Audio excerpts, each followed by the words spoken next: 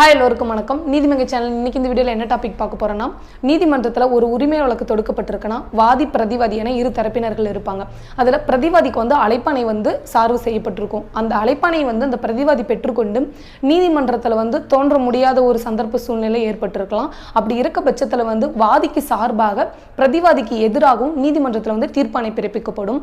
அந்த தீர்ப்பாணை பிறப்பிக்கப்பட்ட பிறகு அந்த பிரதிவாதி என்ன பண்ணலாம்னு பார்த்தீங்கன்னா, உரிமையல் நடைமுறை சட்டம் 1908 அதில் ஆர்டர் 9 ரூல் 13 கீழே அந்த பிரதிவாதிக்கு எதிராக பிறப்பிக்கப்பட்ட தீர்ப்பானை ரத்து பண்ண சொல்லி இந்த ரூலுக்கு கீழே நீதிமன்றத்தில் ஒரு பெட்டிஷன் போடலாம். அப்படி அவர் நீதிமன்றத்தில் ஆஜராகி போதுமான காரணம் சொல்லியிருக்கணும். அதே போல் அழைப்பானை சரியாக எனக்கு சார்பு செய்யப்படலை அப்படிங்கிற பட்சத்தில் அந்த மாதிரியான ஒரு ரீசனாக இருக்கலாம். அது போதுமான சஃபிஷியன்ட் ரீசன் சொன்னாங்க அப்படின்னா நீதிமன்றம் அதை ஏற்றுக்கொண்டது திருப்தி அடைந்தால் மேற்கொண்டு அவர் பிரதிவாதி வழக்கு நடத்துவதற்கு நீதிமன்றம் அனுமதி வழங்கும். தேங்க்ஸ் ஃபார் வாட்சிங்.